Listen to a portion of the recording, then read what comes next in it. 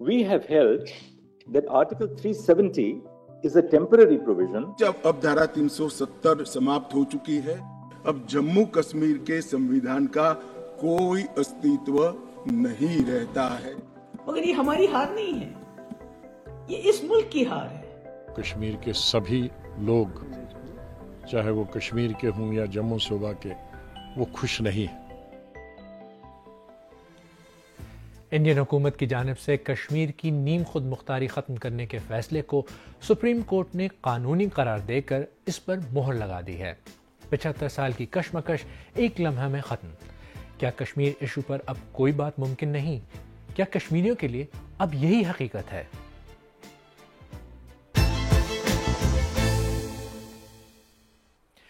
तो 2019 में इंडियन हुकूमत ने यह कहकर आर्टिकल 370 का खात्मा किया था कि ये कश्मीरियों की तरक्की के लिए किया जा रहा है, लेकिन कश्मीर की सियासी लीडरशिप को लगता है कि ये गैर जमहूरी तरीके से किया गया और इसमें अवाम और रहनुमाओं की मर्जी शामिल नहीं है।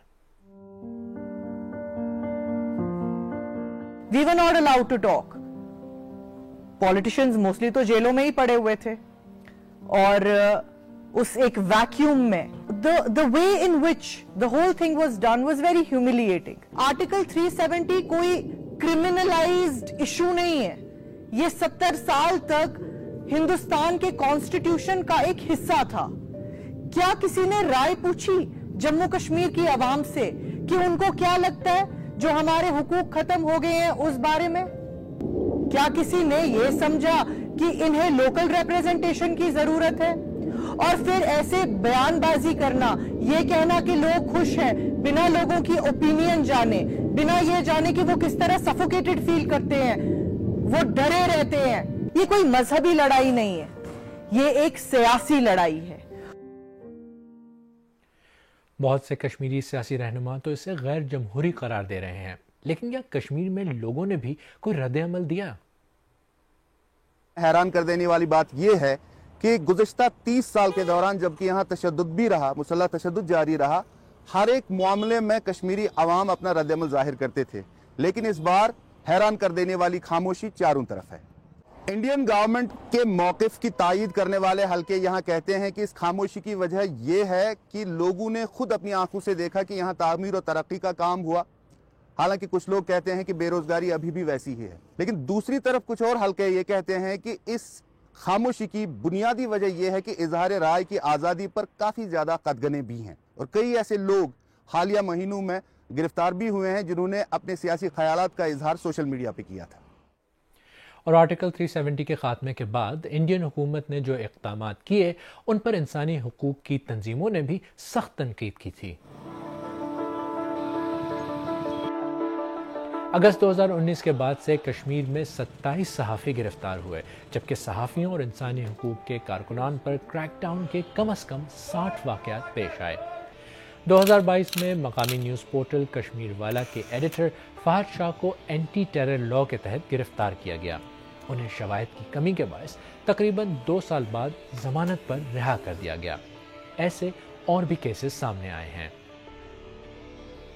पिछले 4 साल में दुनिया भर में जितने इंटरनेट शटडाउन हुए उनमें कश्मीर सर फहरिस्त इलाकों में शामिल है। अगस्त 2019 से जनवरी 2020 तक तो कश्मीर में मुकम्मल तौर पर इंटरनेट बंद था। बाद में 2G नेटवर्क बहाल किया गया।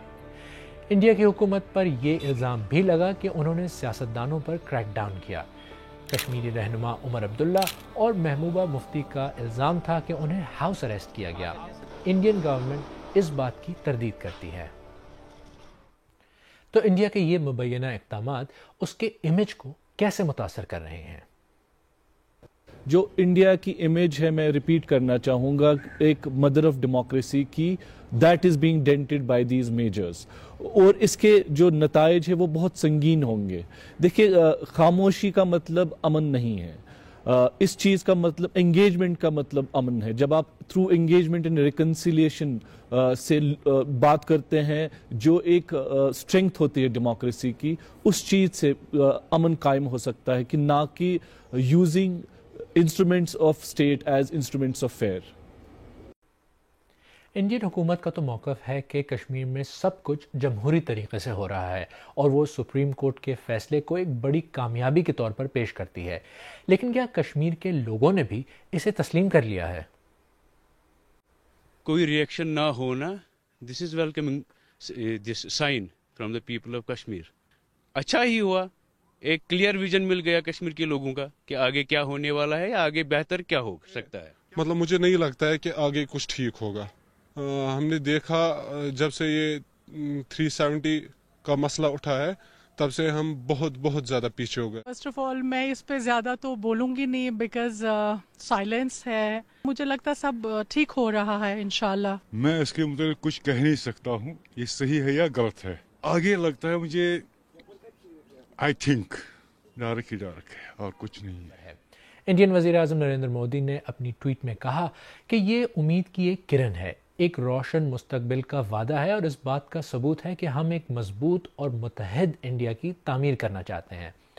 انڈین حکومت کو پورا یقین ہے کہ اب کشمیر انڈیا کی دوسری ریاستوں کی طرح ہے اور وہاں لوگ خوش ہیں اور انہوں نے کشمیر کا مسئلہ حل کر دیا ہے. کشمیر کی ایک ہسٹری رہی ہے. ہم نے دیکھا 1953 میں جب یہاں کے جو پرائم منسٹر تھے شیخ محمد عبداللہ، ان کو ڈی تھرون کیا گیا.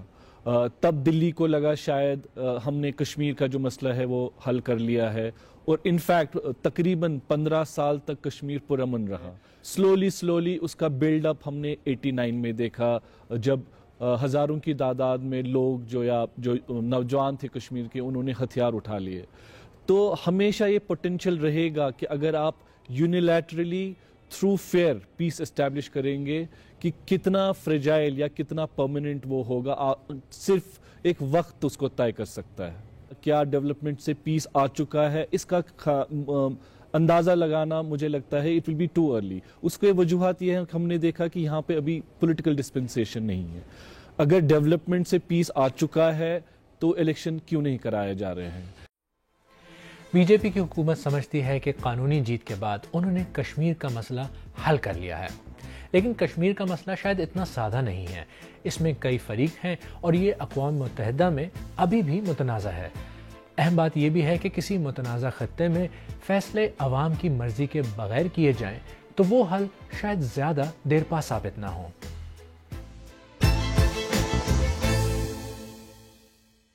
اگر آپ کو ہمارا پروگرام پسند آیا تو اس ویڈیو کو لائک کریں، ہمارے یوٹیوب چینل کو سبسکرائب کریں اور بیل آئیکن پر کلک کریں. اور اس پروگرام کا لنک اپنے دوستوں کے ساتھ واٹس ایپ، فیس بک اور ایکس وغیرہ پر ضرور شیئر کریں. اگر آپ سیربین کی پرانی قسطیں دیکھنا چاہیں تو یہاں پر کلک کریں.